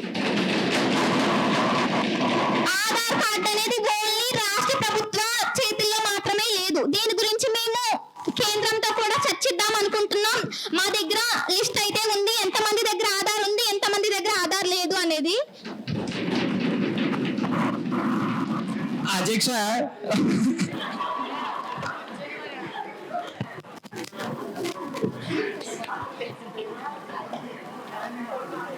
Madam okay thank you please అధ్యక్ష ఒకసారి అధ్యక్ష ఫస్ట్ యూ కెన్ స్టాండ్.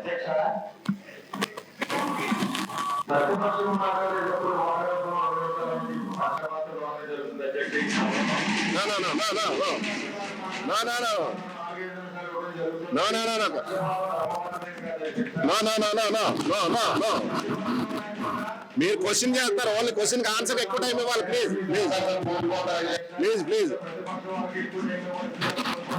మీరు క్వశ్చన్ చేస్తారు, ఆన్సర్ చేయాలి ఎక్కువ టైం ఇస్తాం, ఆన్సర్ ఎక్కువ టైం ఇస్తాం. మీది క్వశ్చన్ ప్లీజ్ అర్థం చేసుకోండి. మీరు క్వశ్చన్ ఓన్లీ 2 minutes అంతే.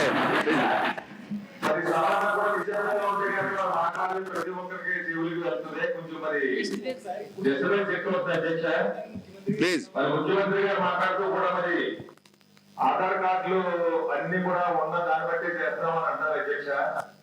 మా గవర్నమెంట్ లో ఆధార్ ర్యాకెట్ అనేది ఎక్కడ జరగలేదు అధ్యక్ష. Check all the Aadhaar cards, you cannot find any mistake, but we can find more mistakes in the government. I request honorable speaker to answer to my question. Please, Adhyaksha. Okay please. ముఖ్యమంత్రి గారు, deputy CM గారు ఉన్నారా సభలో? Answer చేయండి.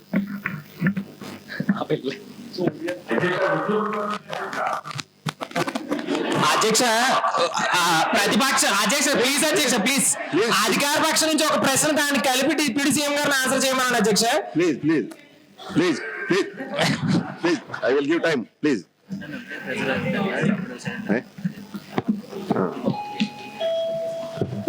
Continue, please continue. Please, wait, please, you continue. అట్లా madam. గౌరవనీయులైన సభాపతి గారికి నా నమస్కారాలు. అండ్ సభలో ఉన్న అందరికీ, ప్రజాప్రతినిధులకి అందరికీ నా నమస్కారం. ఇప్పుడు ప్రతిపక్ష నాయకులు అడిగినట్టు ఆధార్ కార్డ్ అందరికీ కరెక్షన్స్ ఉన్నాయి, మాలో తక్కువ ఉన్నాయని అంటున్నారు.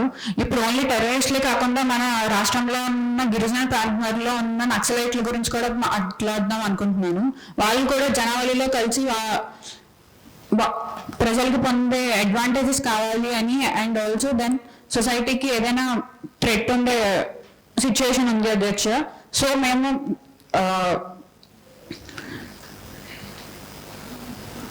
డీప్ రీసెర్చ్ అండ్ సర్వే చేసి వాళ్ళు ఇక్కడ వాళ్ళ కాదా అని చూసి వాళ్ళ క్వశ్చన్ కరెక్ట్ గా అర్థమైంది. వాళ్ళ గవర్నమెంట్ లో ఆల్రెడీ కార్డులు ఉన్నాయని చెప్తున్నారు. వాళ్ళ గవర్నమెంట్ లో కార్డులు ఉన్నప్పుడు మరి మీ గవర్నమెంట్ కార్డు లాగానే ఎందుకు అవుతుంది? దానికి ఆన్సర్ చేయండి అమ్మా. మీరు ఆల్రెడీ ఉందని చెప్తారు.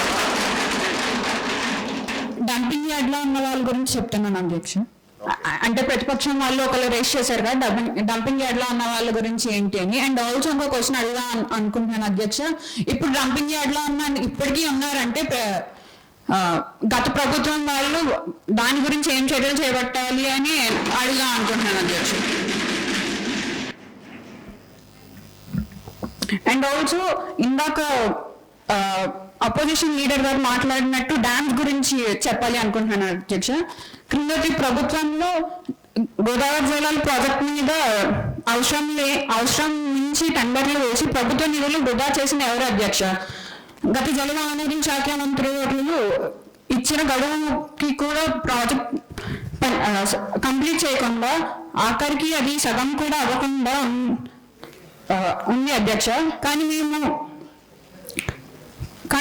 ముంపు దశకు తీసుకొచ్చాం అధ్యక్ష. ప్రభుత్వంలో అండ్ ఆల్సో ప్రభుత్వంలో వాళ్ళు ఉన్నప్పుడు రాజధానికి ల్యాండ్ పుల్లింగ్ కింద ఫార్మర్స్ ఎంతో మంది వాళ్ళుగా స్వతహాగా వచ్చి భూమి ఇచ్చారు అధ్యక్ష. కానీ ఈ ప్రభుత్వంలో మా నాయకురాలని నమ్మి విశ్వసించి 40,000 ఎకరాలు ఫార్మర్స్ వాళ్ళుగా స్వతహాగా ఇచ్చి వచ్చారు అధ్యక్ష. Thank you. చెప్పిన ఆన్సర్ తో సాటిస్ఫై చెందారు అనుకుంటున్నా. మరి ఎనీ అదర్ క్వశ్చన్?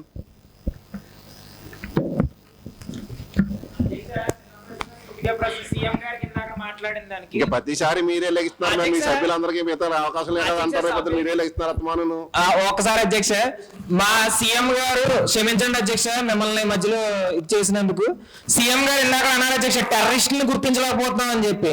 టెర్రరిస్టులను గుర్తించకపోవడానికి రాష్ట్ర బడ్జెట్కి రాష్ట్రానికి భద్రత లేదా అధ్యక్ష? టెర్రరిస్టులను గుర్తించలేకపోతున్నాం అంటే వీళ్ళు టెర్రరిస్టులే గుర్తించకపోతే ప్రజల్లో గుర్తుకొచ్చే పైశాచికానందాన్ని కానీ ఇందాక ఉమెన్స్ కి సేఫ్టీ కల్పిస్తారన్నారు అధ్యక్ష. టెర్రరిస్టులే వీళ్ళు గుర్తించలేకపోతే మానవ మృగాల్లో తిరుగుతున్న ఎవరైతే అబ్బాయిలు అమ్మాయిల మీద దాడి చేస్తున్నారో వాళ్ళ మీద ఏ చర్యలు తీసుకుంటారు అధ్యక్ష ఈ ప్రభుత్వం?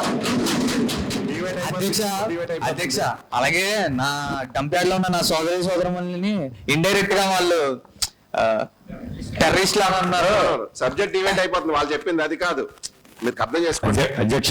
ప్లీజ్ అధ్యక్ష టైం వచ్చింది, ఒకసారి 1 నిమిషం టైం ఇవ్వండి అధ్యక్ష. ఈవెంట్ అయిపోతుంది. ఒక విషయం కరెక్ట్ గా అర్థం ఈ చేసుకోండి. టెర్రరిస్టుల గురించి మాట్లాడతాను అధ్యక్ష. దేశానికి చాలా ఉపకారం జరుగుతుంది అధ్యక్ష. సబ్జెక్ట్ ఈవెంట్ అయిపోతుంది. అంటే అధ్యక్ష అంటే మా డంప్యార్డ్ లో ఉన్న మా సోదరులతో మున్సిపాలిటీ పనులు చేయించేసుకుంటారు కానీ వాళ్ళ రూలింగ్ పార్టీ వాళ్ళు వాళ్ళకి సహాయాలు చేయరు, వాళ్ళకి స్కీములు ఇవ్వరు, వాళ్ళకి పథకాలు అవ్వరు. అధ్యక్ష 1 నిమిషం టైం కావాలి అధ్యక్ష. ఒక పాయింట్ మాట్లాడాలి అధ్యక్ష. ఆ క్వశ్చన్ ముందు ఆన్సర్ చేయాలా వద్దా? ఆయన అడిగిన క్వశ్చన్ అడిగేస్తాను. 2 క్వశ్చన్లకు ఒకేసారి ఆన్సర్ చేయించండి అధ్యక్ష. మీ క్వశ్చన్ ఆన్సర్ అధ్యక్ష, టెర్రరిస్టులను కంట్రోల్ చేయటానికి అని చెప్పేసి మేము ప్రతిపక్షంలో ఉండి మాట్లాడుతున్నాం అధ్యక్ష.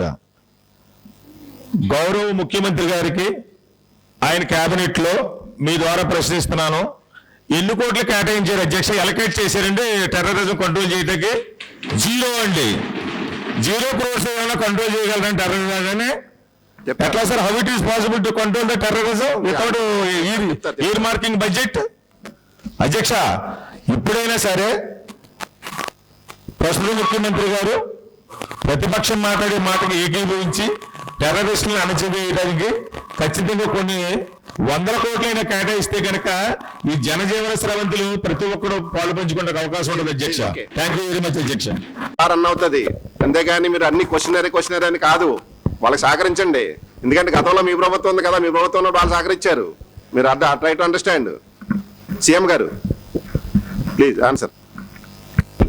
కంట్రోల్ చేయని మీరు ఉమెన్స్ కి సేఫ్టీ ఏ విధంగా ఇస్తారు అని మేము సెల్ఫ్ డిఫెన్స్ కమిటీ అని వేసాం అధ్యక్ష. స్టాండప్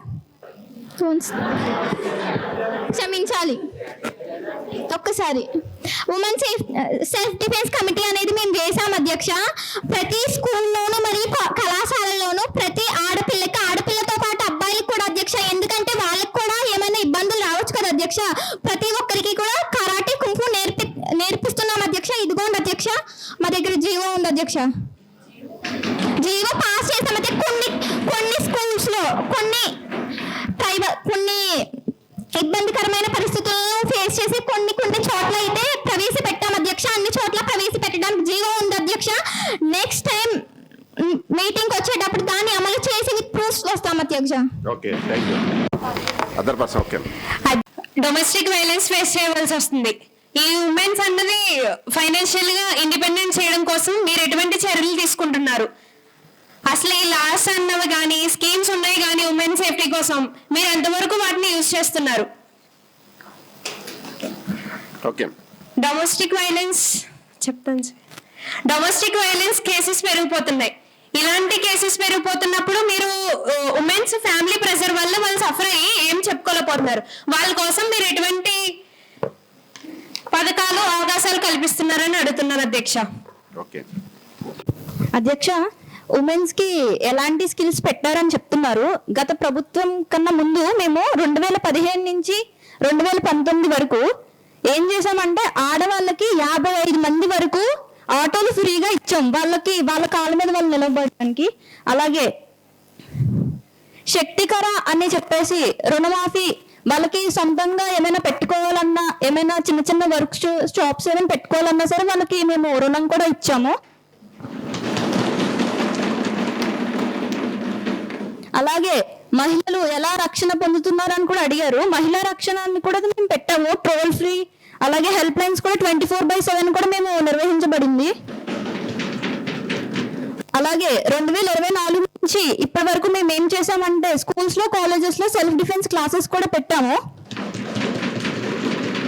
ఉమెన్స్ కోసం కొంతమందికి ఉమెన్స్ కి ఫ్రీ బస్ పెట్టాము. ఎందుకనగా వాళ్ళు ఉమెన్స్ స్కూల్స్ కి కాలేజెస్ కి వెళ్ళాలంటే చాలా ఇబ్బంది పడుతున్నారు. మీరు అడగచ్చు ఏంటంటే ఉమెన్స్ కి కాలేజెస్ లో స్కూల్స్ లో వాళ్ళకి ఫ్రీ బస్ ఎందుకు పెట్టారు, మరియు పెద్దవాళ్ళకి కూడా ఎందుకు పెట్టారు అని చెప్పేసి. దానికి సమాధానం ఏంటనగా ఉమెన్స్ వాళ్ళ భర్త ద్వారా అయినా సరే ఇంట్లో నుంచి ఎక్కడికి కదలొద్దు, ఎక్కడికి వెళ్ళొద్దు అని కూడా చెప్తారు. కొంతమంది చేపల మార్కెట్స్ లో ఉన్న ఉమెన్స్ కూడా వాళ్ళు వెళ్ళి అనగానే ఫ్రీ బస్ వాళ్ళకి ఉపయోగపడుతుందని మేము చెప్తున్నాం. అలాగే గ్యాస్ కూడా ఇవ్వడం జరిగింది. అగ్నిశక్తి కార్యక్రమం వల్ల వర్క్ ఫ్రమ్ హోమ్ కూడా కల్పించడం జరిగింది అధ్యక్ష ఉమెన్స్ కోసం. అలాగే ఉమెన్స్ బయటికి రాని వాళ్ళు కూడా ఉంటారు, అలాంటి వాళ్ళ కోసం మిషన్స్, టైలరింగ్ మిషన్స్ కూడా మేము అందజేసాం అధ్యక్ష. భద్రత అని అన్నారు కదా, ఇందాక మేము చెప్పాము గాయత్రి భద్రత అని చెప్పేసి. దాని గురించి ఏమనగా నేరశక్తి అనే యాప్ కూడా మేము లాంచ్ చేయడం జరిగింది. అది మార్చి 25వ సంవత్సరం 2025 మార్చిన మేము పెట్టడం జరిగింది అధ్యక్ష. అది ఉమెన్స్ డే రోజున పెట్టడం జరిగింది. అది ఏమనగా నేరశక్తి టీమ్స్ కూడా ఉంటాయి అందులో. అలాగే మేము ఇందాక చెప్పాము గాయత్రి భద్రత అనేది, అది ఎలా ఉపయోగపడుతుంది అనగా ఎవరైనా ఎమర్జెన్సీ సిచ్యువేషన్స్ లో ఉంటే అలారం మోగుతుంది, అలాగే పోలీసులు కూడా వస్తారు అధ్యక్ష. అది అందులో ఒక్కసారి ఆ యాప్ లాంచ్ అయిన తర్వాత ఒక్కసారి రిజిస్టర్ అవ్వచ్చు. మీరు అడగచ్చు ఏమనగా అంటే స్మార్ట్ ఫోన్స్ అందరికీ ఉండవు అని చెప్పేసి. స్మార్ట్ ఫోన్స్ ఇంట్లో ఒకరికి ఉన్నా సరే వాళ్ళు పేరెంట్ ఒక తండ్రి కానీ తల్లికి కానీ ఒక్కరికి ఫోన్ ఉన్నా సరే అందులో జస్ట్ యాప్లో ఒకసారి లాగిన్ అయ్యి వాళ్ళ ఫింగర్ ప్రింట్స్ అందులో ఒకసారి సైన్ ఇన్ అయితే గనక వాళ్ళ దగ్గర ఇంకా ఫోన్ లేకపోయినా సరే ఎక్కడున్నా సరే ఏ సిచ్యువేషన్ లో ఉన్నా సరే హ్యాండ్ మూమెంట్స్ ద్వారా లేదా కింద పడిపోయి ఉన్నా కింద నేలను కొట్టిన ద్వారా చేయొచ్చని నేను చెప్తున్నాను అధ్యక్ష.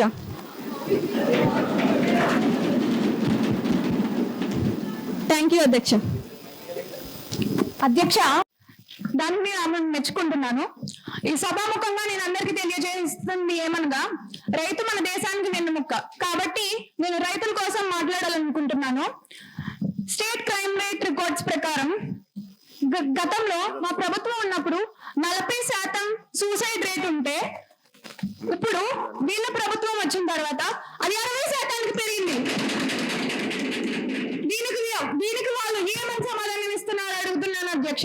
ఏమన్నా అంటే మన హోమ్ మినిస్టర్ గారు భుజ స్తంభాల మీద మోస్తున్నాం, గజ స్తంభాల మీద మోస్తున్నాం అని అంటాం కాదు అధ్యక్ష. దీనికి ఏ విధంగా సమాధానం ఇస్తున్నారని అడుగుతున్నాను అధ్యక్ష. అధ్యక్ష, వాళ్ళ ప్రతిపక్షం నాయకులు ఇప్పుడు తెలిపారు వాళ్ళ పార్టీ ఆత్మహత్యలు పెరిగినాయి అంటున్నారు. కానీ ఇప్పుడు చూసారు వాళ్ళ పార్టీ ఉన్నప్పుడు అవి మా ప్రభుత్వం వచ్చాక మా గౌరవనీయులైన ముఖ్యమంత్రి సహాయంతో మేము ఒక స్కీమ్ చేసాం. దాని పేరు నేచర్స్ ఫార్మ్స్ అనే కంపెనీ ఒకటి రన్ చేస్తున్నాం. దాని వలన రైతులే డైరెక్ట్ గా వాళ్ళ పండించిన వెజిటేబుల్స్ ని ఫ్రూట్స్ ని వాళ్ళే సెల్ చేసేలాగా అప్పుడు రైతులకి ప్రాఫిట్ వస్తుంది. దాని వలన ఆత్మహత్యలు అనేవి తగ్గినాయి మా ప్రభుత్వం వచ్చాక.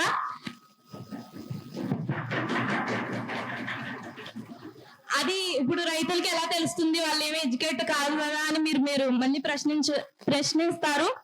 కానీ మా టీం ఒక టీం ఉంటుంది వాళ్ళ దగ్గర, వాళ్ళు ఎలా సెల్ చేయాలి ఏంటి అని ఆ టీం ఎక్స్ప్లెయిన్ చేస్తుంది. దానివల్ల వాళ్ళే వెళ్ళి డైరెక్ట్ గా సెల్ చేసుకోవచ్చు అండ్ దానికి ప్రాఫిట్ వాళ్ళకి వస్తుంది. వాళ్ళు ఎలా అయితే పండిస్తున్నారో వాళ్ళు ఎంత పెడుతున్నారో ప్రాఫిట్ దానికి 2 ఎత్తులు ఎక్కువగానే వస్తుంది ప్రాఫిట్. అలాగే రైతు ఆత్మహత్యలు కూడా తగ్గుతున్నాయి మా ప్రభుత్వం వచ్చాక అని నేను తెలుపుతున్నాను. అధ్యక్ష, మేము ఆల్రెడీ మా ప్రభుత్వంలో ఉన్నప్పుడు చాలా క్లియర్ గా చెప్పడం అయింది. 40% డెత్ రేట్ ఉంటే ఇప్పుడు వాళ్ళ ప్రభుత్వం వచ్చిన తర్వాత 60% పెరిగింది. దానికి నేను ప్రశ్న వేస్తే ఆమె ఏదేదో సమాధానం చెప్పింది. దీన్ని నేను తీవ్రంగా ఖండిస్తున్నాను అధ్యక్ష.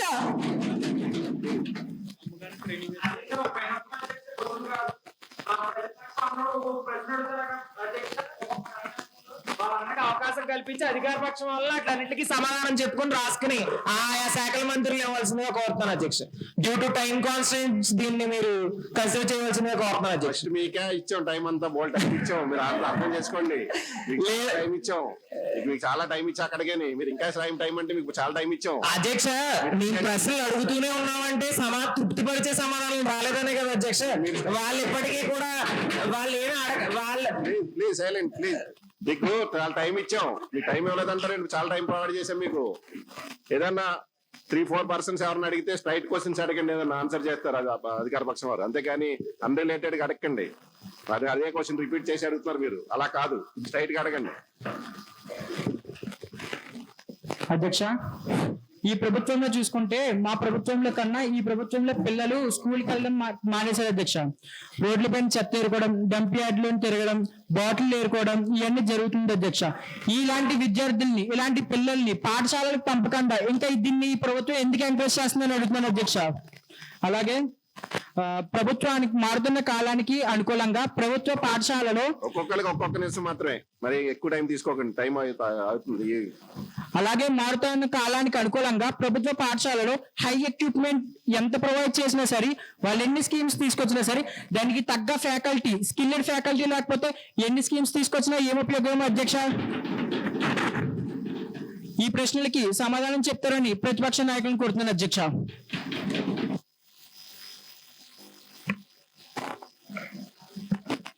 మైక్ ఇవ్వండి అని మైక్ ఇవ్వండి.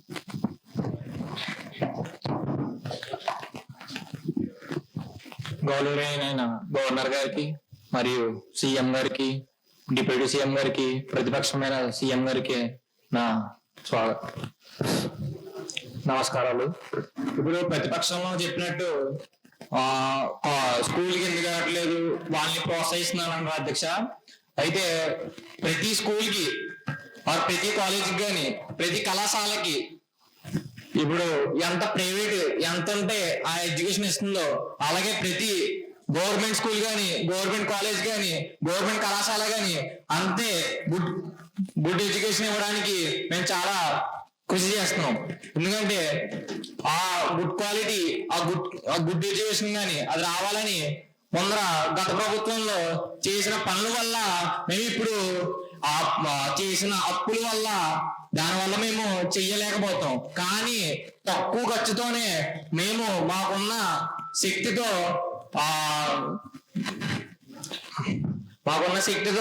మేము కళాశాలలు కానీ దేని కానీ అయినా సరే మేము బాగా అభివృద్ధి చేసి పిల్లలని రమ్మని స్కాలర్షిప్ తో మరీ పెట్టాం అధ్యక్ష. అది కూడా అధ్యక్ష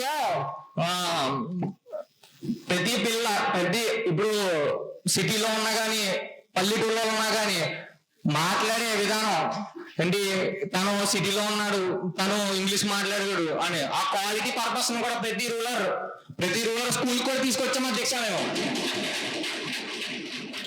మళ్ళీ ప్రతి స్కూల్లో ప్రతి చిన్న చిన్న చిన్న ఊరు నుంచి మరియు ఎక్కడ ఉన్న పట్టణానికి సైతం కాంపిటీషన్ ఇచ్చేలాగా కూడా మేము తయారు చేస్తున్నాం అధ్యక్ష. ఈ ప్రభుత్వంలో మీరు ఎక్కడైనా చూడండి అధ్యక్ష, ఎప్పుడైనా సరే సిటీలో ఉన్న వాళ్ళకి అది వచ్చు, వాళ్ళకి ఇది చదివారు అది చదివారు అంటారే కానీ ఎప్పుడైనా ఒక పల్లెటూరు ఇంతలా చేశాడు అంతలా చేశాడు అని ఏ గవర్నమెంట్ లో కూడా తక్కువ అధ్యక్ష.